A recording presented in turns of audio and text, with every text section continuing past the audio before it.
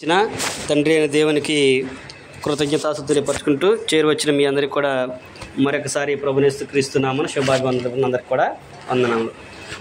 ఈరోజు మనం గ్రంథం నుంచి కొన్ని మాటలు నేర్చుకుని మనం ప్రయత్నం చేద్దాము. మనం చూసినట్లయితే మానవులైన ప్రతి ఒక్కరిని తండ్రి అయిన దేవుడు సృజించి ఆయన్ని యందు భయభక్తులకి జీవించాలని దేవుడు అనాది కాలంలోనే తన యొక్క సంకల్పాన్ని మానవుని గురించి తెలియపరచేట్లు మనం చూడగలము. ఈ సందర్భంలో కూడా మనము కూడా దేవుని యొక్క వాక్యం నుంచి కొన్ని సంగతులు నేర్చుకుందాం. కీర్తన గ్రంథము 106వ అధ్యాయము 21, 22 వచనాలు చదువుకొని కొన్ని సంగతులు మనం నేర్చుకోవడానికి ప్రయత్నం చేద్దాం. కీర్తన గ్రంథము 106వ అధ్యాయము 21, 22 వచనాలు మనం చదువుకుందాం. అక్కడ చూసినట్లయితే దావీదు గారు అంటున్నాడు, ఏమని తెలియపరుస్తుంది దావీదు గారు?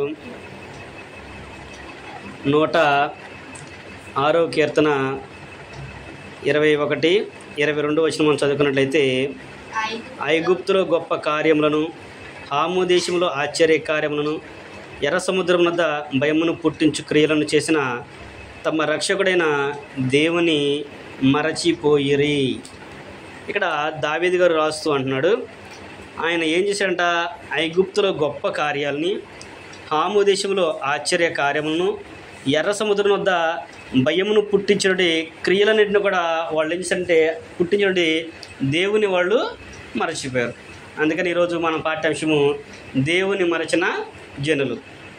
దేవుని మరచినటువంటి జనులు దేవుని మర్చిపోయారా అంటే మర్చిపోతారు. జనాలు దేవుణ్ణి మర్చిపోతారు. కొన్ని సందర్భాల్లో ప్రతి ఒక్కరు కూడా దేవుని మర్చిపోయే అవకాశాలు ఉన్నాయి. అందుకని గ్రంథకర్త ఆ విషయాన్ని మనకి జ్ఞాపకం చేస్తున్నాడు. వీళ్ళు ఎవరో ఇశ్రాయేలీలు. దేవుడు వీళ్ళందరూ కూడా ఐగుప్తులో బానిసలుగా ఉన్నప్పుడు వాళ్ళందరినీ మోషే గారి నాయకత్వంలో వారందరూ కూడా విడిపించి ఐగుప్తు నుంచి కనాను దేశానికి నడిపిస్తున్న సందర్భంలో 40 సంవత్సరాలు వాళ్ళు అరణ్యంలో ప్రయాణం చేసినప్పుడు వాళ్ళని ఐగుప్తులో 10 తెగుల చేత నడిపించడమే కాకుండా ఎర్ర సముద్రం దగ్గర ఆరిపోయిన నేలను నడిపించి మరలా అరణ్య ప్రదేశంలో వచ్చినప్పుడు వారికి పగలు మేఘస్తంభము, రాత్రి అగ్నిస్తంభాన్ని ఇచ్చి, వారు తినడానికి ఆకాశం నుంచి మన్నాను కురిపించి, వారు త్రాగడానికి నీళ్ళనిచ్చి, వాళ్ళు దేవుని పూజించకపోయినప్పుడు కూడా దేవుడు వారికి అనుదినము కూడా వారిని పోషించి సంరక్షించినట్లుగా మనము చూడగలము. అంత గొప్ప కార్యం ఆయన చేసి వాళ్ళని తీసుకొచ్చి కనాను దేశంలోకి ప్రవేశపెట్టిన తర్వాత ఆయన అన్నాడు, నువ్వు పాలు తెల్లు ప్రపంచ దేశంలోకి నువ్వు వెళ్తున్నావు కాబట్టి, దేవుడు నీకు వాగ్దేశించిన భూమిలోకి నువ్వు వెళ్తున్నావు కాబట్టి, నువ్వు వెళ్ళిన తర్వాత నువ్వేం చేయాలంటే నీ దేవుణ్ణి మరచిపోకూడదు అనే విషయాన్ని జ్ఞాపకం చేశాడు. నిన్ను ఇక్కడి నుంచి నీ కార్యాలు తీసుకొచ్చిన దేవుడు, ఆ దేవుణ్ణి మీరు మర్చిపోకూడదని చెప్పేసి దేవుడు వారికి జ్ఞాపకం చేస్తున్నాడు. అయితే ఇక్కడ దావీదు గారు ఏమంటున్నాడంటే కీర్తన గ్రంథంలో ఆయన మహత్కార్యాలని, ఆయన పుట్టించిన భయాన్నిటి కూడా వీళ్ళు చేశారంట యెహోవానే మర్చిపోయారు. ఆయన దేవుణ్ణి మర్చిపోయారు. ఎందుకు మర్చిపోయారు వాళ్ళు అనేది మనం చూసినట్టయితే కొన్ని సందర్భంలో దేవుని ప్రతి వ్యక్తి కూడా మర్చిపోతూ ఉంటాడు. ఎందుకు మర్చిపోతారంట? తమ రక్షకుడైన దేవుని ఎలాగైతే మర్చిపోయారో అలాగే చాలామంది కూడా ఎందుకు మర్చిపోతారు అంటే ద్వితీయోపదేశకాండంలోనే చెబుతాడు. ద్వితీయోపదేశకాండంలో మనం చదువుకుంటే అక్కడ దేవుడు మోషే గారి ద్వారా ఇశ్రాయేలీయులందరూ కూడా రాయించినటువంటి గ్రంథం నుంచి తెలియజేసిన సందర్భాన్ని మనం చదువుకున్నట్లయితే వాళ్ళని ఐగుప్తులో నుంచి కనానులోకి నడిపించిన తర్వాత చెబుతున్న సందర్భాన్ని మనం చూద్దాము.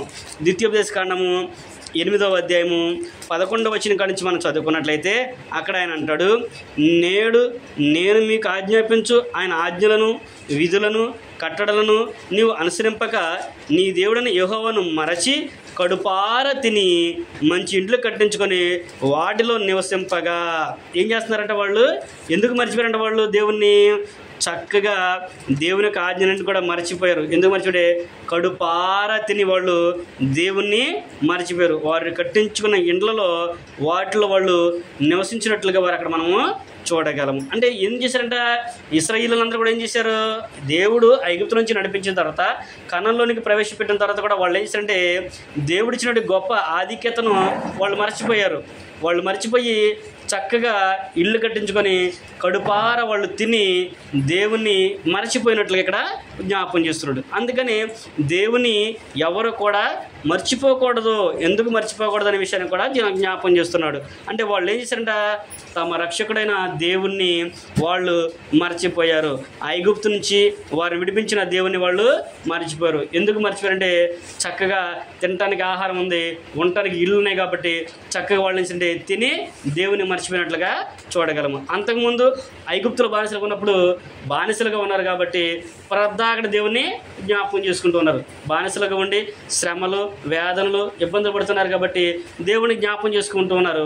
దేవుడు వారి యొక్క మొరని విని మోషే గారి ద్వారా విడిపించినప్పుడు వీళ్ళు ఏం చేశారంటే కనానులోనికి వచ్చిన తర్వాత వాళ్ళందరూ కూడా దేవుణ్ణి మర్చిపోయారు. అందుకని ఇక్కడ అంటున్నాడు 8:10 చదువుకున్నాం కదా, ఆయన ఆజ్ఞలను కట్టడలను విధులను అనుసరింపకుండా వాళ్ళు చక్కగా తిని కడుపార తిని వారు కట్టించుకున్న ఇళ్లలో ఉండి దేవుణ్ణి మర్చిపోయినట్లుగా చెప్తున్నాడు. కాబట్టి మనము కూడా అలాగా ఉండకూడదు. మనకు సంతృప్తి కలిగినప్పుడు దేవుని మర్చిపోయి బాధల్లో ఉన్నప్పుడు దేవుని జ్ఞాపకం అనేది చేసుకోవడం కాదు. మనం ప్రతి విషయంలో కూడా దేవుని ఎల్లప్పుడూ కూడా జ్ఞాపకం చేసుకోవాలనే విషయాన్ని కూడా దేవుని యొక్క వాక్యం మనకి సెలవిస్తుంది. అలాగే ఇశ్రాయేలీయులు ఇంకా ఏం మర్చిపోయారంట, వాళ్ళు దేవుని మర్చిన జనులు దేవుడిచ్చిన ధర్మశాస్త్రాన్ని కూడా మర్చిపోయారు. హోషే గ్రంథంలో కనుక మనం చదువుకుంటే హోషే గ్రంథము 4వ అధ్యాయంలో మనం చూసినట్లయితే హోషే గ్రంథము 4వ అధ్యాయము 6వ వచనం మనం చూసినట్లయితే ఇక్కడ కూడా హోషే ప్రవక్త ద్వారా ఏమని తెలియపరుస్తున్నాడంటే హోషే గ్రంథము 4వ అధ్యాయము 6వ వచనము 746 నెంబర్ పేజీ. నా జనులు జ్ఞానము లేని వారే నశించుచున్నారు, నీవు జ్ఞానంను విసర్జించున్నావు గనక నాకు యాజకుడు కాకుండా నేను నిన్ను విసర్జింతును. నీవు నీ దేవుని ధర్మశాస్త్రం మరచితివి గనక నేనును నీ కుమారులను మరతును. ఏమన్నాడు ఇక్కడ? వాళ్ళు ఏం చేశారంటే దేవుని యొక్క ధర్మశాస్త్రాన్ని మర్చిపోయారు, అంతేకాదు దేవుని కూడా మర్చిపోయారు. దేవుని మర్చిపోయి ఆయన ధర్మశాస్త్రాన్ని కూడా మర్చిపోయారు. కాబట్టి ఆయన ఏమంటే నేను కూడా మిమ్మల్ని మీ కుమారులను కూడా మరతును, నేను మిమ్మల్ని ఎప్పుడు కూడా జ్ఞాపకం చేసుకోను అనేది జ్ఞాపకం చేస్తున్నాడు. కనుక ప్రతి విషయం కూడా మనం జాగ్రత్తగా శ్రద్ధగా వినాలి. దేవుని విషయంలో భయభక్తులు కలిగి ఉండాలి. దేవుని మర్చిపోయిన వారు లోకంలో అనేక మంది ఉన్నారు. లోకంలో ఎందుకు ఉన్నారు అంటే వాళ్ళు కలిగినదే వారికి దేవుడిగా ఉన్నారు. వాళ్ళకున్న స్థితినే వాళ్ళు భావించి దేవుణ్ణి మర్చిపోయినట్లుగా చూడగలము. ఉదాహరణకు మనం చూసింది ఎవరిని? ఇశ్రాయేలీయులను మనము చూసాము. వాళ్ళు ఐగుప్తులో 430 సంవత్సరాలు బానిసలుగా ఉన్నారు. దేవుడు వారి యొక్క మొరను విని మోషే గారి ద్వారా వాళ్ళని విడిపించి ఐగుప్తులో 10 తెగుళ్ళు చేసి వారిని ఎర్ర సముద్రం దాటించి మరలా 40 సంవత్సరాలు అరణ్యం ప్రయాణం చేసినప్పుడు వారికి ఆహారాన్ని ఇచ్చి త్రాగడానికి నీళ్ళు ఇచ్చి ఆకాశించి మన్నాని వారికి మాంసాన్ని పూరీలు కూడా ఇచ్చి వారిని పోషించాడు. 40 సంవత్సరాలు పని చేయకుండా ఎవరైనా బ్రతకగలరా? వాళ్ళు పని చేయకపోయినప్పటికి కూడా దేవుడు వారికి ఆహారాన్ని సమృద్ధిగా ఇచ్చాడు. వాళ్ళు వేసుకున్న బట్టలు చినగలేదు, వారి కాళ్ళు చెప్పులు తెగిపోలేదు, వారి కాళ్ళు కూడా వాయలేదు. వాళ్ళు దేవుడు వారిని ఎంతగా అంటే పగలో మేఘస్తంభాన్ని ఇచ్చాడు, రాత్రి వారికి అగ్నిస్తంభాన్ని తోడుకొచ్చి నడిపించి ఆయన కనాను దేశంలో ప్రవేశించిన తర్వాత ఆయన వారికి ఏం చెప్పాడంటే, మీరు కనాను దేశంలోకి వెళ్ళిన తర్వాత నన్ను మీరు మర్చిపోమాకండి, మిమ్మల్ని నడిపించిన దేవుడిని నేనే కాబట్టి మీరు నన్ను జ్ఞాపకం చేసుకుని చెప్తే వాళ్ళు ఏం చేసంటే ఐగుప్తుకి వెళ్ళిన తర్వాత పాలు తేనెలు ప్రవహించే దేశంలోకి వెళ్ళేసరికి వాళ్ళు ఏంటంటే దేవుణ్ణి మర్చిపోయారు. ఆడికి వెళ్ళిన తర్వాత వాళ్ళకి ఏం లేదు, ఇక కష్టాలు లేవు, బాధలు లేవు. వారు కట్టని ఇళ్ళని వాళ్ళు పొందుకున్నారు, వారు కట్టని ఇళ్ళనే పొందుకున్నారు, వారు వేయని పంటను వాళ్ళు తిన్నారు.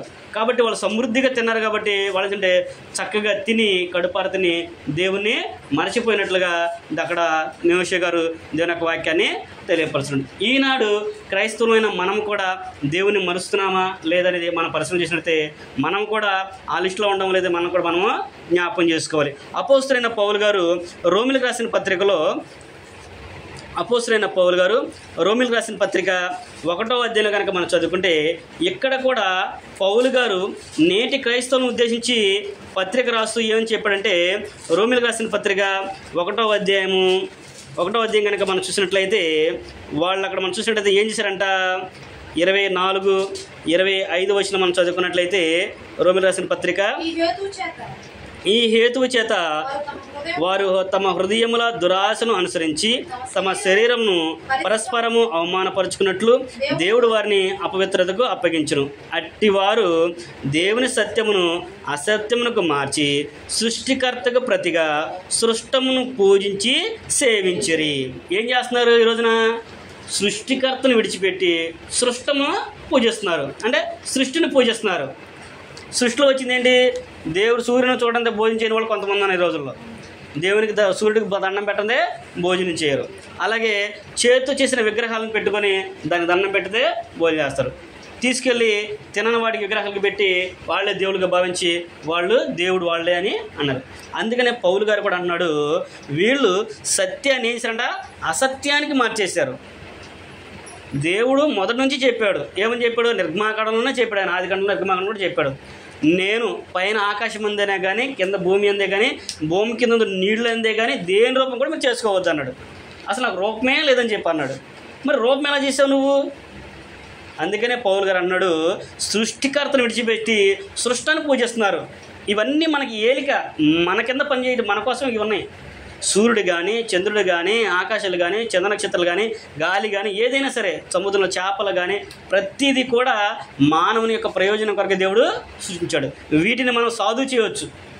అందుకనే మానవులు సింహాలను సాధు చేస్తారు, సింహాలను కూడా నడిపిస్తారు. ఏనుగులను కూడా, అంత బలమైన ఏనుగులను కూడా ఆ గ్రిప్లో పెట్టుకుంటాడు. దేని చేత? దేవుడిచ్చిన జ్ఞానం చేత. దేవుడు ముందుగానే చెప్పాడు కాబట్టి అవన్నీ కూడా మనకి ఏలికగా ఉన్నాయి. మన కింద మన కొరకే అవి, కానీ వాటి కొరకు మనము కాదు. అలాంటి జనులు ఏం చేస్తున్నారంటే ఆ సృష్టికర్తను విడిచిపెట్టేసి వీటిని పూజతో మొదలుపెట్టారు. ఎక్కడ మొదలైంది? మొదట్లోనే మొదలయ్యింది. ఇక్కడ దేవుడు ఇశ్రాయేలుని ఐగుప్తుని నడిపించిన తర్వాత కనాన్ల కింద వెళ్ళేసారంటే మోషే గారు రావడం ఆలస్యమయ్యేసరికి ఏం చేశారు? వీళ్ళు వాళ్ళ దగ్గర ఉన్న బంగారాన్ని వెండిని అంతా కూడా తీసుకొని ఒక విగ్రహాన్ని పోసారు. పోస్తే ఒక దూడ ఆకారంలో వచ్చింది. ఆ దూడ ఆకారం వచ్చేసరికి ఇదే మిమ్మల్ని నడిపించిన దేవుడు అని చెప్పేసి ఆకారం చెప్పాడు. ఏం చేస్తారు మరి ఆయన మటుకి? ఈ జనులు ఏమంటున్నారు, అయ్యా మమ్మల్ని నడిపించిన మోసే ఏమైపోయాడో మాకు తెలియదు, మరి మాకు దేవుడు మాకు ఏం చేయాలి మేము, కాబట్టి ఆయన రావట్లేదు కాబట్టి నువ్వే మాకు ఏదో ఒకటి చెయ్యి అని చెప్పినప్పుడు అహరోను గారు వాళ్ళ బాధ తట్టుకోలేకేసారంటే, సరే దీంట్లో నాకేమాత్రం నా పాపం ఉండకూడదని చెప్పేసి మీ బంగారం తీసుకురండి అని చెప్పన్నాడు. మీ ముక్కు పుడకలు, కడియాలు అన్నీ కూడా తీసుకొచ్చి నాకు ఇవ్వండి, వాడి నిండు కరగబోసి దూడబోసి ఇదే మీ దేవుడు అని చెప్పినప్పుడు వాళ్ళందరూ కూడా అక్కడ పండగగా వాళ్ళు చేసుకున్నారంట. మనం చేశారు, ఆ విగ్రహ దూడకి మొక్కి బలులు అర్పించి తిని తాగి ఆడుటకు లేచిరి అని చెప్పి అంటాడు. ఆట లేచినప్పుడు అప్పుడు దేవుడు అంటాడు మోషే గారితో, నువ్వు తీసుకొచ్చిన జనము దారి తప్పిపోయారు, ఇక నువ్వు వెళ్ళి అర్జెంటుగా వెళ్ళి వాళ్ళ దారిలో పెట్టంటే అక్కడ మోషేతో పాటు యెహోషువ గారు కూడా ఉంటాడు. వాళ్ళిద్దరూ అది ఏది శృంగదనో, ఏది ఆనందనో, ఏది బాధదనో, యుద్ధదనో కూడా వాళ్ళకి తెలియనంతగా వాళ్ళు కేక వేసినప్పుడు మోషే గారు అక్కడ కిందకు వచ్చిన తర్వాత వాళ్ళందరూ దాన్ని చూసి వచ్చినప్పుడు ఆయనకు కోపం వచ్చేసి దేవునిచ్చిన పలకలను అక్కడ పగలగొడతారు.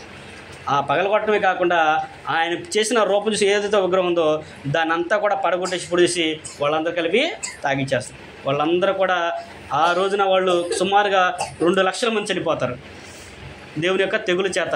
దేవుడు లోకంలో రోగాలు చనిపోయిన వారికంటే, యుద్ధం చేసి చనిపోయిన వారికంటే కూడా దేవుని యొక్క శక్తి చేత చనిపోయిన వారు చాలామంది ఉన్నారు. దేవుడు యుద్ధం చేసి చంపేశాడనమాట. ఉదాహరణకి మనము బాబేలు గోపురం కాడికి వెళ్ళినప్పుడు వాళ్ళందరూ కూడా ఏం చేస్తారు? వాళ్ళందరూ కూడా యుద్ధం పాకారాల చుట్టూ తిరుగుతూ ఉంటారు. పాకారాల చుట్టూ తిరుగుతూ ఉన్నప్పుడు ఆయన ఏం చేస్తారంటే బయట వీళ్ళందరూ కూడా తిరుగుతూ ఉంటారు. రాహాబు యొక్క ప్రదేశానికి వచ్చినప్పుడు వీళ్ళందరూ ఆ గోపురం చుట్టూ తిరుగుతూ ఉన్నప్పుడు బయట మట్టుగా ఉండి ఉంటారు. లోపల దేవుడు వడగండ్ల చేత వాళ్ళందరినీ కూడా చంపేస్తాడు. అలాగే ఐగుప్తులో కూడా అదే పనిచేసాడు. తెగులు వచ్చింది, వాళ్ళు యుద్ధం చేయాలి ఇశ్రాయేలీయులేమి ఐగుప్తులో, కానీ తెగుళ్ళ చేత లక్షల మంది చనిపోయారు. ఐగుప్తులో లక్షల మంది దేవుడు చంపేశారు. ఆయన చంపిన భయానికి వీళ్ళందరూ కూడా దేవుణ్ణి ఇశ్రాయేలుని పంపించినట్లుగా మనము చూడగలం. కనుక మనము కూడా ఈ రోజుల్లో దేవుని మనము సేవించాలి, సత్యాన్ని అనుసరించి నడుచుకోవాలి. పౌలు గారు వీళ్ళు సత్యం అనుసరించి అసత్యానికి మార్చారు, సత్యాన్ని అసత్యానికి మార్చారు కాబట్టి వీళ్ళు సృష్టికర్తకు బదులుగా సృష్టమును పూజించి సేవించారు. అందుకనే మీరు జ్ఞాపకం చేసుకోండి, మీరు అలాగా ఉండొద్దు అనే విషయాన్ని అక్కడ ఆయన మనకి తెలియపరచుంది. కనుక దేవుని మరిచిన జనులు ఏ విషయంలో మరుస్తారంటే మనం కూడా దాన్ని జ్ఞాపకం చేసుకోవాలి. చక్కగా తినటానికి ఉండటానికి అన్ని సమృద్ధిగా నేను దేవుణ్ణి మర్చిపోకూడదు. అలాగే దేవుని యొక్క వాక్యం చదవడం మనము మర్చిపోకూడదు.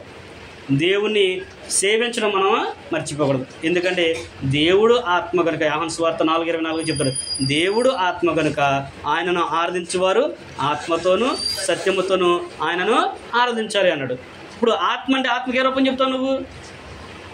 నా రూపం ఇదని చెప్తావు. ఇప్పుడు భౌతికంగా మనం కనబడుతున్నాం కాబట్టి మన రూపం ఇదని చెప్తాము. మరి నాలో ఆత్మ ఏం చెప్తాం? మనం ఆత్మకు రూపం అనేది లేదు. కనుక మనము ఎక్కడైతే మనం ఉంటామో అక్కడే దేవుడు మన మధ్యలో ఉంటామని చెప్పి కనుక మనము కూడా దేవుణ్ణి సేవించాలి తప్ప సృష్టిని కానీ సృష్టిలో ఉన్న వాటిగా మనము పూజించకూడదు. సృష్టికర్తనే మనము సేవించాలి. కాబట్టి సృష్టికర్తను పూజించేటట్లుగా మనము కొనగా ఉండాలనే విషయాన్ని తెలియపరుస్తున్నాడు. దేవుని మర్చిపోయారు కనుక వాళ్ళన్ని శ్రమలో పడ్డారు. ఈ రోజున కూడా దేవుణ్ణి మర్చిపోతే కలిగిన నష్టాలు కూడా ఉన్నాయి.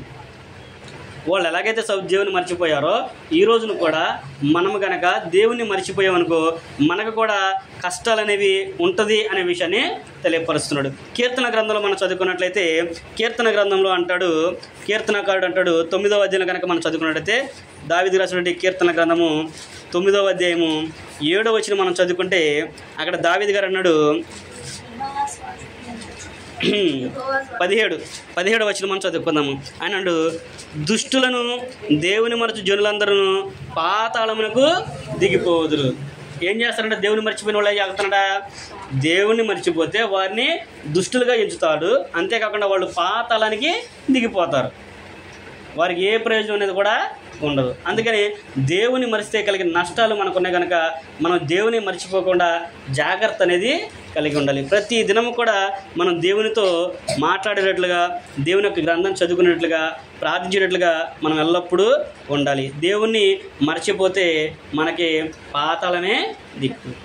ఎందుకంటే మనల్ని పాత నుంచి తప్పించేది ఆయన ఒక్కడే కనుక ఆయన మనం ఎప్పుడు కూడా మర్చిపోకూడదు. అలాగే న్యాయాధిపతుల గ్రంథం కనుక మనం చూస్తే న్యాయాధిపతి గ్రంథంలో న్యాయాధిపతుల గ్రంథము 3వ అధ్యాయం కనుక మనం చదువుకుంటే అక్కడ కూడా ఒక విషయాన్ని జ్ఞాపకం చేస్తున్నాడు. దేవుని మర్చిపోయిన వారంట వాళ్ళు మర్చిపోతే వారికి ఏం జరిగిందో అనే విషయాన్ని కూడా ఇక్కడ ఆయన మనకి తెలియపరచడం అనేది మనం చూడగలము. న్యాయాధిపతుల గ్రంథము 3వ అధ్యాయము 7-8 వచనం మనం చదువుకున్నట్లయితే అట్లు ఇశ్రాయేలీయులు యెహోవా సన్నిధిని దోషులై తమ దేవుడైన యెహోవాను మరచి బయలు దేవతలను దేవతా స్తంభములను పూజించిరి. అందును గూర్చి యెహోవా కోపము ఇశ్రాయేలీయుల మీద మండగా ఆయన రాము యొక్క రాజైన కుషానిశ్రాయితు చేతుల దాసులకై వారిని అమ్మివేసను అనే విషయాన్ని తెలియపరుచున్నాను. అంటే ఎప్పుడైతే వీళ్ళు దేవుని విడిచిపెట్టి దేవతా స్తంభములను దేవతను పూజించడం నేర్చుకున్నారో అప్పుడు దేవుడు ఏంటంటే ఇశ్రాయేలు అందరినీ కూడా వేరే రాజుకి బానిసలుగా అప్పగించేశాడు. ఇప్పుడు మనం కూడా దేవుణ్ణి మర్చిపోయామనుకో మన శత్రువుల చేతికి మనల్ని అప్పగిస్తాడు. మనకు ఎవరైతే శత్రువులు ఉంటారో వారి చేతికి మనల్ని అప్పగిస్తాడంట. అది కూడా గ్రంథంలో చెప్పాడు, నీ శత్రువులకు నేను నిన్ను అప్పగిస్తాను అంటాడు. అంటే మనం ఏం చేయకూడదు? దేవుణ్ణి మర్చిపోకూడదు. ఏ సందర్భంలో కూడా మనము మర్చిపోకూడదు. ప్రతి సందర్భంలో ప్రతి విషయంలో కూడా మనం దేవుని ఎల్లప్పుడూ కూడా జ్ఞాపం చేసుకుంటూ ఉండాలి. అప్పుడు ఎప్పుడైతే మనం జ్ఞాపం చేసుకుంటూ ఉంటామో అప్పుడు దేవుడు కూడా మనల్ని జ్ఞాపం చేసుకొని మన పక్షాన మనకి సహాయాన్ని అనుగ్రహిస్తాడు. మనం మర్చిపోయామనుకో ఆయన కూడా మనల్ని మర్చిపోతాడు. వీళ్ళు ఇశ్రాయేలీయులు కూడా అలాగే చేశారు కాబట్టి ఆయన కూడా వారికి అప్పగించినట్లుగా మనము చూడగలం. అలాగే దేవుణ్ణి మర్చిపోతే కలిగే ఇంకొక నష్టం ఏంటంటే మనల్ని అవమానపరచడం కాకుండా ఆయన అన్యుల చేతికి మనల్ని ఇచ్చేస్తాడు. మనల్ని అసహించుకుంటాడంట. దేవుడు మనల్ని అసహించుకుంటాడు అనే విషయాన్ని తెలియజేస్తాడు. ద్వితీయోపదేశకాండంలో 32వ అధ్యాయం మనం చూసినట్టయితే ద్వితీయోపదేశకాండము 32వ అధ్యాయము అక్కడ ద్వితీయోపదేశకాండంలో కూడా దేవుడు మనకు అదే విషయాన్ని జ్ఞాపం చేస్తున్నాడు. ద్వితీయోపదేశకాండము 32వ అధ్యాయము 18-19 వచ్చిన మనం చదువుకున్నట్లయితే అక్కడ ఏంటంటే నిన్ను పుట్టించిన ఆశ్రయదుర్గమును విసర్జించితివి, నిన్ను కనిన దేవుని మరచితివి. యెహోవా దానిని చూచెను, తన కుమారుల మీదను కుమార్తెల మీదను క్రోధపడెను, వారిని అసహించుకొనెను. కుమారులేగా కుమార్తెలను కూడా అక్కడ అందరిని అంటే మానవుని ప్రతి ఒక్కరిని కూడా చెబుతున్నాడు. ఆయన సృష్టించిన దేవునే మర్చిపోయాడు. మనల్ని పుట్టించింది ఎవరు? మనల్ని పుట్టించింది దేవుడు. కీర్తన గ్రంథము 1వ అధ్యాయం మనం చదువుకుంటే ఆయనే మనము పుట్టించను, మనము ఆయన వారము, మనం ఆయన మేపు గొర్రెలము, ఆయనే మనల్ని పుట్టించాడు అనే విషయాన్ని జ్ఞాపకం. అంటే దేవుడే మనల్ని పుట్టించాడు. పలానోళ్ళ గర్భాన పలానోళ్ళు పుట్టాలి అని చెప్పి తప్ప మనకు మనంగా నాకు పలానోళ్ళు కావాలని మనం ఎప్పుడు కూడా చేయలేం. నువ్వు మగపిల్లలు కావాలనుకుంటే నువ్వు మగపిల్లలు పుట్టరు, ఆడపిల్లలు కావాలంటే ఆడపిల్లలు పుట్టరు. అది మన చేతుల్లో లేదని తెలియచేయడానికి దేవుడు చాలామందికి కూడా అచ్చంగా ఆడపిల్లలు ఇచ్చిన వాళ్ళు ఉన్నారు, అచ్చంగా మగపిల్లలు ఇచ్చిన వాళ్ళు ఉన్నారు, అసలు పిల్లల వారు కూడా ఉన్నారు. అది దేవుని చేతిలోనే ఉంది. అందుకని అక్కడ ఏమన్నంటే ద్వితీయోపదేశకాండంలో ఇశ్రాయేలుకు తెలియపరుస్తానంటే నిన్ను నిర్మించిన నీ దేవుని నువ్వు మర్చిపోయావు. ఆయన తన కుమారుల మీదను కుమార్తెల మీదను క్రోధపడిను, అంటే కోపపడిను. కోపం వేరు, క్రోధం కూడా వేరు. కోపం అంటే తగ్గిపోయింది, కోపం చేస్తే ఉదయం మొదలైతే సాయంకాలం తగ్గిపోద్ది ఏదో మాట సందర్భంలో. కానీ క్రోధం అయితే అంత సామాన్యంగా తగ్గదు, ఏదో ఒక హాని జరిగేంత వరకు అది తగ్గదు. అందుకనే క్రోధపడిను, అందుకని ఆయన మనల్ని అసహించుకుంటున్నాడు అనే విషయాన్ని చెబుతున్నాడు. రేయి పగలు మనం ఏ పని చేసినా కానీ, నువ్వు ఎంత మురుతుకున్నా కానీ, నువ్వు ఆయన చెప్పినట్టు నువ్వు ఆయన వినలేదనుకో, ఆయన మాట వినలేదనుకో, ఆయన నిన్ను అసహించుకుంటాడు తప్ప నేను ఎప్పటికి కూడా ఆయన చేర్చుకోడు అనేది అక్కడ జ్ఞాపకం చేస్తుంది. కనుక దేవుని మనం ఎప్పుడు కూడా మర్చిపోకూడదు. మనల్ని పుట్టించి, మనల్ని పోషిస్తూ, మనల్ని సంరక్షిస్తూ, మనకి జీవితాన్ని ఇచ్చి, మనకు ఆరోగ్యాన్ని ఇచ్చి, ఆయుష్నిచ్చి, ఇప్పటి వరకు కూడా దేవుడు మనం ఉంచాడంటే మన దేవుడు ఎంత గొప్ప కార్యాలు మనం చేశాడు. కరోనాలో ఎంతమంది చనిపోయారు. కొంతమంది వారి జీవితాన్ని చక్కగా క్యాల్కులేషన్ చేసుకుంటారు, నేను పలానా సంవత్సరం పలానా చేయలే అని చెప్పేసి చేసుకున్నారు. కరోనాలో వాళ్ళందరూ కూడా ఏమైపోయారో తెలియదు, అందరూ కూడా అయిపోయారు. కానీ దేవుడు మనకి ఇచ్చాడంటే అది గొప్ప ధన్యత. మరి ఇంత గొప్ప ధన్యతను ఇచ్చిన దేవుని మనం మర్చిపోతే ఆయన ఊరుకుంటాడా? మరి ఆయన ఊరుకుంటాడా? మన కన్న తల్లిదండ్రులే మనం ఏదన్నా వాళ్ళు చెప్పిందన్నా మర్చిపోతే మనల్ని వాళ్ళే ఊరుకోరు. అలాంటప్పుడు మనం సృష్టించిన దేవుడు ఆయన మర్చిపోతే ఆయన ఊరుకుంటాడా?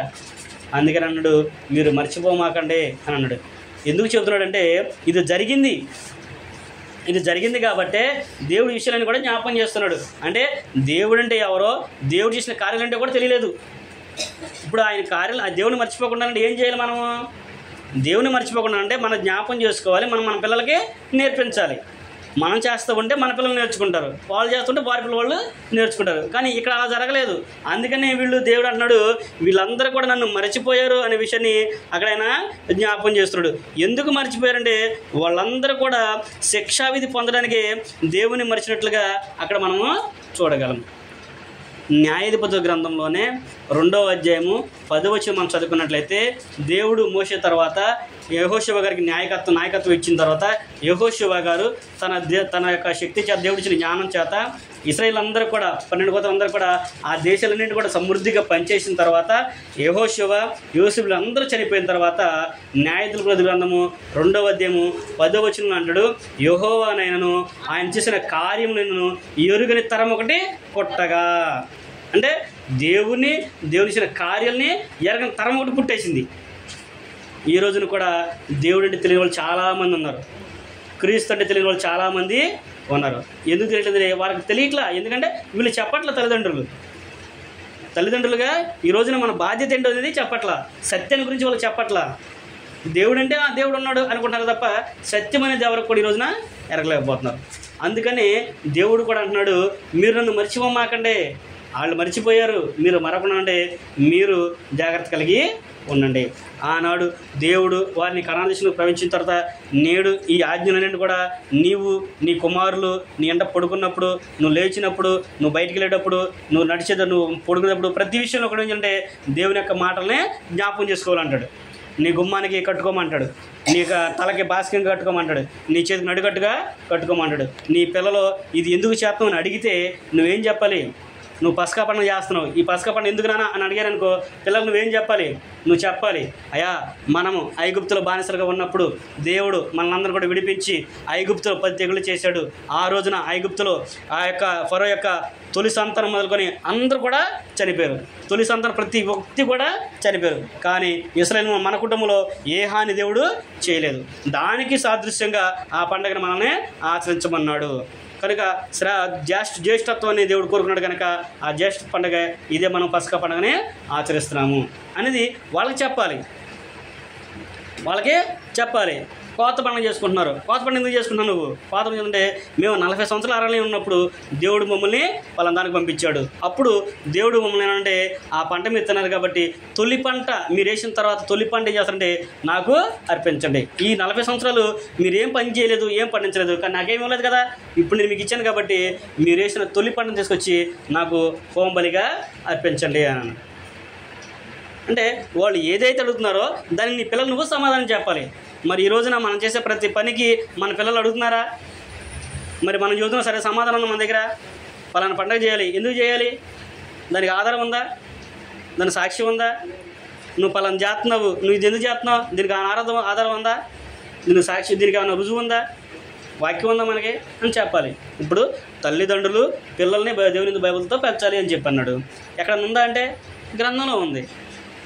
నీవు నీ పిల్లల్ని ఈ యెహోవాయందు భయభక్తితో పెంచమన్నాడు. కనుక ఆ విధంగా మనం కూడా మన పిల్లలకి నేర్పించాలి. ఇశ్రాయేలీయులందరూ కూడా అలా నేర్పించలేదు కాబట్టి యెహోవాను ఆయన చేసిన కార్యములను ఎరుగని తరం ఒకటి పుట్టింది. ఆ పుట్టడం ద్వారా దేవుడు వారందరినీ కూడా ఎన్నో శ్రమలు అనుభవించి వారిని బబులోను సామ్రాజ్యానికి వారిని బానిసలుగా వారిని పంపించారు. బానిసలుగా వారిని పంపించి ఎన్నో సంవత్సరాలు వారిని హింసినట్లుగా మనము చూడగలం. కనుక మనము దేవుణ్ణి మర్చిపోకూడదు. దేవుణ్ణి మర్చిపోతే కలిగే నష్టాలు ఉన్నాయి. అలాగే మూడోది మరి మర్చిపోకుండా మనం ఏం చేయాలంటే మనం ప్రతిదీ కూడా గుర్తుంచుకోవాలి. ఏమేమి గుర్తుంచుకోవాలంట? కీర్తన గ్రంథంలో మనం చదువుకున్నట్లయితే సామెతల గ్రంథం 3వ అధ్యాయం 1వ వచనం. సామెతల గ్రంథకర్త అంటాడు, జ్ఞానైన సొలొమోను రాసిన సామెతల గ్రంథంలో 3వ అధ్యాయము 1వ వచనం కనుక మనం చదువుకుంటే అక్కడ ఆయన అంటున్నాడు, నువ్వు ఏం మర్చిపోకూడంటే, నా కుమారుడా నా ఉపదేశమును మరువకము, నా ఆజ్ఞను హృదయపూర్వకముగా గైకొనుము. దేవుని యొక్క ఆజ్ఞను హృదయపూర్వకంగా గైకొనాలి. దేవుని మర్చిపోకుండా మనం ఉండాలంటే ఆయన యొక్క ఆజ్ఞను మనం హృదయపూర్వకంగా గైకొనాలి. అలా నువ్వు గైకొన్నావు అనుకో నీకేం కలుగుతుంది అంటున్నాడు అక్కడ 2వ వచనంలో, అవి దీర్ఘాయువును సుఖజీవంతో గడుపు సంవత్సరములను శాంతిని నీకు కలుగజేయను. నువ్వు దేవుని యొక్క ఆజ్ఞను అనుసరిస్తే నీకు నష్టమేం లేదు, నీకు మేలే, నీకు లాభమే అంటున్నాడు. నా కుమారుడా నా ఉపదేశం మరమాకు అంటే హృదయపూర్వకంగా అనుసరించానుకో నీకు మేలు. అవి నీకు దీర్ఘాయువును సుఖ సంతృప్తి కలుపు సంవత్సరాలు నీకు దయచేస్తాడు. అంటే దేవుని యొక్క మాట మన హృదయంలో ఉంటే మనం దేనికి ఉంటామంటే ఎలా ఉంటామంట? దీర్ఘాయువుతో మనం బ్రతుకుతాము. సుఖ సంవత్సరంతో కలిపి సంవత్సరం దేవుడు మనకి ఇస్తాడు. దేవుని యొక్క వాక్యం మన హృదయం ఉందనుకోండి, మనం తప్పు చేయగలమా? తప్పు చేస్తామా? తప్పు చేయడానికి అవకాశం అనేది ఉండదు. ఎందుకంటే దేవుని యొక్క వాక్యం మనల్ని గద్దిస్తూ ఉంటుంది. అందుకని అంటాడు కీర్తన గ్రంథము 119వ అధ్యాయంలో చూసినట్లయితే అక్కడ కూడా ఏమంటాడంటే 119:9 యవ్వనస్తులు దేని చేత తమ నడకను శుద్ధి చేసుకుందరు. 119:9 119వ కీర్తన 9వ వచనం మనం చదువుకుంటే 9వ వచనం మనం చదువుకుంటే అంటున్నాడు, యవ్వనస్తులు దేని చేత తమ నడకను శుద్ధి చేసుకుందరు, నీ వాక్యమును బట్టి దానిని జాగ్రత్తగా చూచుకున్న చేతనే కదా. అంటే యవ్వనస్తులేంటి వృద్ధులేంటి ఎవరైనా కానీ దేవుని యొక్క వాక్యాన్ని జాగ్రత్తగా పరిశీలనగా చదువుకుంటే వాళ్ళకి ఏం చేస్తుంట తమ నడకని శుద్ధి చేసుకుంటారు. ఎలా నడవాలో, ఎలా జీవించాలో, ఎలా మాట్లాడాలో, ఎలా ప్రవర్తించాలో, మనం ఎలా జీవించాలనే విషయాన్ని దేవుని యొక్క వాక్యం మనకి నేర్పిస్తుంది. అప్పుడు మనకి దీర్ఘాయువు దేవుడు అనుగ్రహిస్తాడు. మీరు క్రొత్త నిబంధనలో చదువుకుంటే తిమోతి గారితో పౌలు గారు అంటాడు, నీ యవ్వనం బట్టి ఎవడను నిన్ను తృణీకరించినవి కూడా చూచుకొనము. ఏం చేయాలంట? ఆయన వచ్చేంత వరకు దేవుని యొక్క కూర్చోడే మంగళకి ఆయన బోధ ఎందును ప్రవర్తన ఎందును నువ్వు విశ్వాసులకి మాదిరిగా ఉండమంటాడు. నీ ప్రవర్తన విశ్వాసంలో నువ్వు నీ తోటి వారికి విశ్వాసులకి మాదిరికరంగా నువ్వు ఉండాలి. అందుకని దేవుని యొక్క వాక్యం మన హృదయం ఉందనుకోండి, అప్పుడు మనము ప్రతి విషయంలో కూడా జాగ్రత్తని కలిగి ఉంటాం. మనం తప్పు చేయడానికి అవకాశం అనేది ఉండదు. చదువుట ఎందును, బోధించడం ఎందును, హెచ్చరించడం ఎందును నువ్వు జాగ్రత్త కలిగి ఉండాలి అనే విషయాన్ని జ్ఞాపకం. కాబట్టి మనము దేవుని యొక్క వాక్యాన్ని మర్చిపోకూడదు. దేవుని యొక్క ఉపదేశాలని హృదయపూర్వకంగా మనము అంగీకరించాలి. ఎప్పుడైతే మనము దేవుని యొక్క వాక్యాన్ని హృదయపూర్వకంగా అంగీకరిస్తామో అవి మనకు దీర్ఘాయువుని సుఖ సంవత్సరంతో కలుపు సంవత్సరాలని అవి మనకు దయచేస్తాయి అనే విషయాన్ని తెలియజేస్తుంది. రెండోది మనం చూస్తే ఇంకేం మర్చిపోకూడదంటే ఉపకారమును ధర్మమును చేయడం మర్చిపోకూడదు. ఉపకారం చేయడం అనేది మర్చిపోకూడదు. హెబ్రీ రాసిన పత్రికలో మనం చదువుకుంటే హెబ్రీ గ్రంథకర్త అంటాడు, హెబ్రీ రాసిన పత్రిక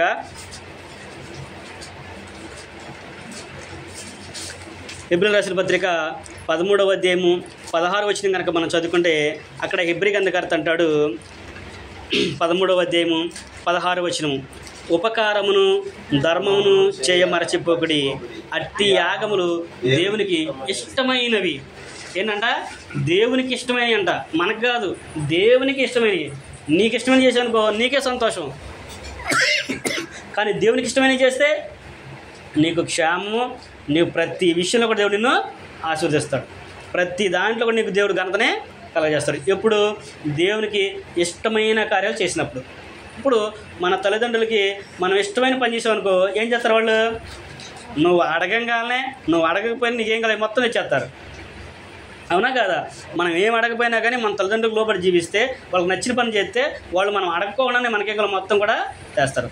మరి భౌతిక సంబంధమైన తల్లిదండ్రులకే అంత ఇది ఉంటే మరి మన ఆత్మ తండ్రి దేవుడు ఆయన చెప్పిన మాటలు మనం వింటే, ఆయనకి ఇష్టమైన వారికి మనం ఉంటే, ఆయనకి ఇష్టమైన కార్యాలు మనం చేస్తే ఇంకా గొప్ప అద్భుతంగా మనల్ని సహాయం చేయాలి, ఇంకా గొప్ప అద్భుతంగా మనల్ని దేవుడు దీవేస్తాడు. అందుకని ప్రతి విషయంలో కూడా ఏంటంటే దేవుని వాక్యాన్ని మనం మర్చిపోకూడదు, హృదయపూర్వకంగా అనుసరించాలి. రెండోదిగా ఉపకారము ధర్మము చేయట మర్చిపోకూడదు అనే విషయాన్ని అక్కడ ఆయన మనకి జ్ఞాపకం చేస్తున్నాడు. మూడవదిగా దేవుడు నియమించిన వాక్యాన్ని మనం మర్చిపోకూడదు. దేవుని యొక్క వాక్యాన్ని మనము మర్చిపోకూడదు. దాన్ని ఏంటంటే దాన్ని గుర్తుంచుకోవాలంటే ఎప్పటికప్పుడు మనం దాన్ని ఎప్పుడు కూడా నెమరు వేసుకుంటూ ఉండాలి. ద్వితీయోపదేశకాండంలో 4వ అధ్యాయం 23వ వచనంలో దేవుడు మోషే గారి ద్వారా ఇశ్రాయేలుకి ఇచ్చాడు ఒక ఆజ్ఞ. వాళ్ళు ఏం చేస్తారంటే ద్వితీయోపదేశకాండము 4వ అధ్యాయము 23వ వచనం చూసినట్లయితే 4:23లో ఒక విషయం జ్ఞాపకం చేస్తూ ఉన్నాడు. అక్కడేమన్నాడు? 4వ అధ్యాయము 23వ వచనం చదువుకుంటే, మీ దేవుడైన యెహోవా మీకు ఏర్పరిచిన నిబంధనను మరచి నీ దేవుడైన యెహోవా నీకు ఆజ్ఞాపించినట్లు ఏ స్వరూపమును కలిగిన విగ్రహమునైనను చేసుకొనకుండానట్లు మీరు జాగ్రత్త పడవలెను. ఇక్కడ చూడు 2 విషయాలు జ్ఞాపించారు. ఆయన ఏర్పాటు చేసిన నిబంధన ఏదైతే ఉందో దాన్ని నువ్వు మర్చిపోయి నువ్వు విగ్రహాలను చేసుకోకూడదు. ఇందాక చెప్పాడు కదా, సృష్టికర్త వదిలేసి సృష్టమును పూజిస్తున్నారు. అలాగే ఇక్కడ కూడా అంటే నువ్వు నీ దేవుని నిబంధనను మరిచి, అంటే జనులు మర్చిపోతున్నారు, నిబంధనను కూడా మర్చిపోతున్నారు. దేవుని యొక్క వాక్యానే కాదు, దేవుని యొక్క నిబంధనను కూడా మర్చిపోతున్నాడు. దేవుని యొక్క నిబంధన మర్చిపోతే మనకి చాలా ప్రమాదం ఉంటుంది. మనకది ఈ లోకంలో కూడా మనం ఏదైనా చేసిన నిబంధన ఏదైనా ఉందనుకోండి, దాన్ని మనం మర్చిపోతే దాని ద్వారా మనకు ప్రమాదం. ఒక వ్యక్తితో ఒక నిబంధన చేసుకొని మనం దాన్ని విడిచిపెట్టనుకో తర్వాత వచ్చేనే కానీ ఆ నిబంధన గురించి వాళ్ళు అడుగుతారు. తర్వాత దేవుడు కూడా ఆ నిబంధన నుంచి లెక్క మనల్ని అడుగుతాడు. అందుకని నిబంధన దేవుని యొక్క వాక్యాన్ని మనము మర్చిపోకూడదు. యోహాను సువార్తలో మనం చదువుకుంటే యోహాను సువార్త 5వ అధ్యాయము 39వ వచనంలో అంటాడు, దేవుని యొక్క వాక్యాన్ని మనం మర్చిపోకూడదంట. ఏం చేయాలంటే దాన్ని, యోహాను సువార్త 5వ అధ్యాయము 39వ వచనము, 5:39. యోహాను సువార్త 5:39. లేఖనముల యందు మీకు నిత్య జీవము కలదని తలంచుచు వాటిని పరిశోధించుచున్నారు, అవే నన్ను గూర్చి సాక్ష్యం ఇచ్చుచున్నవి. కింద ఫుట్నోట్లో ఏమన్నాడంటే పరిశోధించుడి అంటే ఏముందండి? ఇప్పుడు నిత్య జీవం ఎక్కడుంది? మనకి దేవుని యొక్క వాక్యంలో ఉంది. ఎవరి చేతుల్లో లేదు నిత్యం అనేది, దేవుని యొక్క వాక్యంలో ఉంది. అంటే వాక్యానుసారంగా ఎవరైతే జీవిస్తారో, వాక్యానుసారంగా ఎవరైతే ఉంటారో, వాక్యానుసారంగా దేవుని ఎవరైతే కొనియాడతారో, వాక్యానుసారంగా దేవుని ఎవరైతే జ్ఞాపకం చేసుకుంటారో, వాక్యానుసారంగా దేవుని మాటలకు లోబడతారో వారికి దేవుని నిత్య జీవాన్ని ఇస్తానంటున్నాడు. లేఖనములందు మీకు నిత్య జీవం తలంచుచు వాటిని మీరు పరిశోధించుచున్నారు. కింద ఫుట్నోట్లో పరిశోధించుడి అనే మాట ఉంటుంది. అంటే పరిశీలన చేయండి మీరు కూడా, అవే నన్ను గురించి సాక్ష్యం ఇస్తాయి. ఎవరన్నారు అక్కడ మాట? ఎవరు మాట్లాడారు ఆ మాట? క్రీస్తు ప్రభువారు మాట్లాడుతున్నాడు. అక్కడ యేసుక్రీస్తు ప్రభువారు మాట్లాడుతున్నాడు. అంటే నువ్వు వాక్యాన్ని చదివితే ఆయన గురించి నీకు వాక్యమే చెప్పిద్ది, వేరే వాళ్ళు చెప్పవసరం నీకు. నువ్వు ఎవరో వచ్చి చెప్పాల్సిన అవసరం నీకు లేదు. అయితే నాకు కళ్ళకు వచ్చి చెప్పాడని నేను చెప్పాల్సిన అవసరం కూడా లేదు. వాక్యమే నీకు చెప్పిద్ది, వాక్యంలోనే ఉంటుంది. ఎందుకంటే వాక్యము సత్యము అని అంటాడు. సత్యము అనగా వాక్యమే అనే విషయాన్ని చదువు. యోహాను సువార్త 17:17 అంటాడు, సత్యమందు వారిని ప్రతిష్ఠ చేయము, నీ వాక్యమే సత్యము. అదే యోహాను సువార్త 1వ అధ్యాయము 1వ వచనం నుంచి మనం చదువుకుంటే, ఆది యందు వాక్యము ఉండెను, వాక్యము దేవుని యొద్ద ఉండెను, వాక్యము దేవుడై ఉండెను. కింద 14వ వచనం చదువుకుంటే, ఆ వాక్యము శరీరధారి అయి కృపా సత్య సంపూర్ణుడిగా మన మధ్య నివసించెను. అంటే వాక్యానుసారంగా మనము జీవించాలి. ఆ వాక్యమే మన జీవితాన్ని నేర్పిస్తుంది. అంటే క్రీస్తు ప్రభువారు మనకి నేర్పిస్తాడు. పేతురు పత్రికలో అంటాడు, మీకు మాదిరి ఉంచిపోయాను అంటాడు. మీరు ఎలా నడవాలో మీకు మాదిరి ఉంచి వెళ్ళాడు. ఎవరో? యేసుక్రీస్తు ప్రభువు. ఏం మాదిరి ఉంచాడు? నువ్వు ఎలా మాట్లాడాలో మాదిరించాడు, నువ్వు ఏం చేయాలో మాదిరించాడు, నువ్వు ఎలా జీవించాలో మాదిరించాడు, మనం ఎలా బ్రతకాలో కూడా మాదిరించాడు, దేవుని ఎలాగ ఆరాధించాలో కూడా ఆయన మాదిరిని చూపించాడు, దేవుని ఎలాగ మనం గణపరచాలో కూడా మాదిరిని చూపించాడు. అంటే క్రీస్తు ప్రభువు లోకంలో జీవించి ఏది జనులు అసాధ్యం అనుకున్నారో దాన్ని సుసాధ్యం చేసి ఆయన చూపించి ఆయన పరలోకన ఆరోహణం అయ్యి వెళ్ళాడు. ఆయనలాగా జీవించిన వారు అనేక మంది ఉన్నారు. అపోస్తులు కొంతమంది ఉన్నారు. అపోస్తులు అంటారు, మేము క్రీస్తుని పోలి నడుచుకున్న ప్రకారం మీరు కూడా మమ్మును పోలి నడుచుకోండి అంటాడు. కొరింథీయుల 2వ పత్రిక 11వ అధ్యాయం 1వ వచనం చెప్తారు. పౌలు గారు అంటాడు, నేను క్రీస్తుని పోలి నడుచుకున్న ప్రకారం మీరు కూడా నన్ను పోలి నడుచుకోండి. అంటే పౌలు గారు యేసుక్రీస్తు ప్రభువుని పోలి నడుచుకున్నాడు. పోలి నడుచుకోవడం అంటే ఆయన ఎలాగైతే జీవించాడో, ఆయన ఎలాగైతే నడుచుకున్నాడో అలాగా జీవించాడు అనమాట. క్రీస్తు ప్రభువారు ఏం చేశాడు? ఆయన ఎవరిని తిట్టలా, పౌలు గారు కూడా తిట్టలేదు. ఆయన ఎవరి మీద కోపడలేదు, ఆయన కూడా ఎవరి మీద కోపడలేదు. యేసుక్రీస్తు ప్రభువారు పాపులందరి కొరకు మరణాన్ని అనుభవించాడు. పౌలు గారు కూడా క్రీస్తు నిమిత్తం ప్రాణాన్ని పణంగా పెట్టాడు. పౌలు గారిని ఎలా చంపారు తెలుసా? అపోస్తులందరూ ఎలా చంపారు తెలుసా? అపోస్తుల్ని ఎలా చంపారో తెలుసుకుంటే, వాళ్ళని చంపిన విధానం మనం చూస్తే మనము అసలు అమ్మో బైబిల్ కూడా పట్టుకోవడదేమో అన్నంతగా ఉంటుంది. అంత దారుణంగా వాళ్ళని చంపారు. తలకిందులుగా వేలాడదీశారు. ఒక ఆయనకైతే తోమగారైతే భర్తికుండంగాల్ని పై చర్మం అంతా కూడా ఒలిసేసి ఆయన చేశారు. అంత దారుణంగా వాళ్ళు దెబ్బలు. అయినప్పటికీ మేము ఈ సిలువ వేసిన క్రీస్తు ప్రభువారినే ప్రకటిస్తాము. ఆయనే లోకరక్షకుడు, ఆయన తప్ప ఇంకెవ్వడు రక్షకుడు అనేవాడు లేడు. కాబట్టి మేము ఆయన్ని కొరకు మా ప్రాణమైన ఇస్తాం, కానీ మేము ఆయన లేడనే మాట మేము చెప్పము అనేట్లుగా జీవించాం. ఈరోజు మనం కూడా దేవుని యొక్క వాక్యానుసారంగా జీవిస్తే, దేవుని కనుక మనం లోబడి జీవించినట్లయితే, దేవుని కనుక మనం మర్చిపోకున్నట్టయితే, మనము కష్టమైన, నష్టమైన, చావైనా, బ్రతుకైనా, ఇబ్బంది అయినా, ఎన్ని శ్రమలు వచ్చినప్పుడు కూడా ఏం చేయమంటే దేవుని మరచిపోము, దేవుని యొక్క ఆజ్ఞలను మరచిపోము, దేవుని యొక్క ఉపదేశాలని విడిచిపెట్టము. ఆయన చెప్పినట్లుగా చేయకుండా మానకుండా మనము ఉంటాము. ఎప్పుడు దేవుని వాక్యానుసారంగా మనము జీవించడం. అందుకని అన్నాడు, దేవుని మరచిన జనులు ఉన్నారయ్యా, మీరు అలాగా ఉండమాకండి. అందరికీ తెలుసు క్రీస్తు ప్రభువు తెలియదు ఎవరికి ఉంది? క్రీస్తు ప్రభువు అంటే ప్రపంచం అందరికీ తెలుసు. కానీ క్రీస్తు ప్రభువారు ఎంతమంది ఎరిగాడు? ఆయన ఎంతమంది తెలుసు? ఆయన ఇప్పుడు సీఎం మనందరికీ తెలుసు. చంద్రబాబు నాయుడు సీఎం మనందరికీ తెలుసు. చంద్రబాబు నాయుడుకి మనందరం తెలుసా? పలానా పారింగ్లో, పలానా బీజేఆర్ నగర్లో పలానా అక్షయ ఉంది, ఇంటర్ సెకండ్ చదువుతుంది తెలుసా? పలానా కరుణపాలు ఉన్నాడు, 5 తరగతి చదువుతున్నాడు, ఆయన తెలిసిద్దా? తెలియదు. ఆయన తెలియాలంటే ఒక ప్రత్యేకత అనేది ఉండాలి. ఇప్పుడు యేసుక్రీస్తు ప్రభువుని అందరికీ తెలుసు, మనకి తెలుసు, మనకి అందరికీ తెలుసు. కానీ యేసుక్రీస్తు ప్రభువు నిన్ను ఎరగాలంటే నువ్వు ఆయన చెప్పిన మార్గంలో ఉండాలి. ఆయనకు లోబడి నువ్వు జీవించాలి. ఆయన చూపించినట్లుగా ఆయన ఎలాగైతే చేశాడో అలాగ మనము జీవించాలి. అప్పుడు ఆయన కూడా మన జ్ఞాపం చేసుకొని, అప్పుడు మనం అడుగు వాటికన్నిటికంటేను, ఊహించి వాటికంటేను అత్యధికంగా ఆయన చేస్తాడు. ఎప్పుడు చేస్తాడు? ఆయన చెప్పినట్లుగా, ఆయన కోరుకున్నట్లుగా, ఆయన విధించిన విధానంలో మనం నడుచుకుంటే అప్పుడు ప్రభువారు కూడా మనకి సమస్త కార్యాలని జరిగిస్తాడు అనే విషయాన్ని అక్కడ ఆయన మనకి తెలియపరుస్తున్నాడు. కనుక మనము కూడా దేవుని మర్చిపోయేవారిగా కాకుండా దేవుని ఎల్లప్పుడూ కూడా స్తుతించేవారిగా, దేవుని ఎల్లప్పుడూ గణపరిచేవారిగా మనము ఉండాలి అనేది దేవుని యొక్క వాక్యం మనకి తెలియపరుస్తుంది. చివరిగా ఒక వచనం చదువుకుని మనం ముగించుకుందాము. పేతురు రాసిన 2వ పత్రిక 3వ అధ్యాయము 8వ వచనం కనుక మనం చదువుకుంటే, ప్రభు దృష్టి కంట ఎలాగుందంట? 3వ అధ్యాయము 8వ వచనము, ప్రియులారా ఒక సంగతి మర్చిపోకడి, ఏమనగా ప్రభు దృష్టికి ఒక్క దినము 1000 సంవత్సరములను 1000 సంవత్సరములు ఒక్క దినములను ఉన్నవి.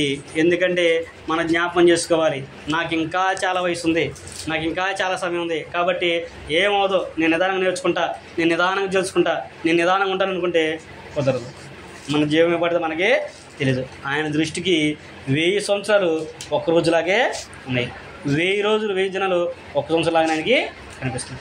కనుక మనం నేడు అనే సమయం ఉండగానే మనం దేవుణ్ణి గుర్తెరగాలి, దేవునిగా మనము అప్పుడు ఎప్పుడైతే మనం దేవునికి లోబడి ఆయన ఆజ్ఞలు అనుసరించి మనం నడుచుకుంటామో అప్పుడు దేవుడు కూడా మనల్ని, మన కుటుంబాల్ని దీవిస్తాడు.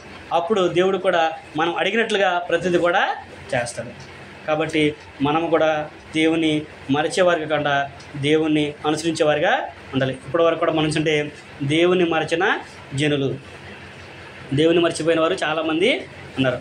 ఇశ్రాయేలు అనేక సందర్భాల్లో అనేక విధాలుగా దేవుని మర్చిపోయారు. అప్పుడు దేవుడు కూడా వారికి ఆయా కాలాలను బట్టి, ఆయా సమయాలను బట్టి ఆయన మరలా జ్ఞాపకం చేసుకుని మనము చూడగలం. ఈనాడు క్రైస్తవులంగా ఉన్న మనము దేవుని మర్చిపోయిన వారుగా ఉన్నామా, లేకపోతే దేవుని గుర్తుంచుకున్న వారుగా ఉన్నామా? సృష్టికర్తను విడిచిపెట్టి సృష్టాన్ని పూజిస్తున్నామా, సత్యాన్ని విడిచిపెట్టి అసత్యంలో మనం నడుచుకుంటున్నామా అనేది మనకు మనమే తెలుసుకోవాలి. అసత్యంలో మనం ఉన్నాం అనుకోండి, ఎంత ఇదైనా కానీ మనకి సత్యంలోనికి రాలేము. అప్పుడు అసత్యం ఉంటే సత్యంలోకి మనం రాంటే కదా.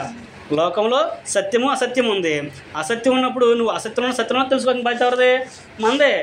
నిజమేంటో అబద్ధం తెలుసుకునే బాధ్యత మనదే. కాబట్టి ఆ విధంగా మనం తెలుసుకుని దేవునికి లోబడి జీవితము, దేవుని మర్చిపోకుండా ఉండాలండి. అంటే మొదటిగా ఉపదేశాన్ని హృదయపూర్వకంగా అనుసరించాలి, అంటే దేవుని యొక్క మాటని హృదయపూర్వకంగా వినాలి. రెండోదిగా దేవుడు కోరుకున్నట్టుగా దేవుడికి ఇష్టమైన కార్యాలు మనము చేయాలి. ఉపకారము, ధర్మము అంటే మన చేతలైన మంచి కార్యాలను కూడా మనము చేయాలి. మూడోదిగా దేవుని యొక్క వాక్యాన్ని మనం మర్చిపోకూడదు. దాన్ని ఎప్పుడు కూడా జ్ఞాపకం ఉంచుకొని హృదయంలో భద్రపరుచుకుంటే అప్పుడు మనం కూడా దేవుని మర్చిపోయే అవకాశం అనేది ఉండదు. దేవుడు మన హృదయంలో ఉంటాడు. అప్పుడు మనం అడిగిన దానికి దేవుడు కూడా సహాయాన్ని అనుగ్రహిస్తారనే విషయాన్ని ప్రేమతో మీకు తెలియపరుస్తూ, నాకు నేను తెలియపరచుకుంటూ ఈ మాటలందరితో ముగిస్తున్నా. ఓపికతో మీ అందరికి కూడా ప్రభు నామన అందరిని తెలియపరచు. అందరికి కూడా తదుపరి కార్యక్రమం సోదరు రాజశేఖర్ నడిపిస్తాను.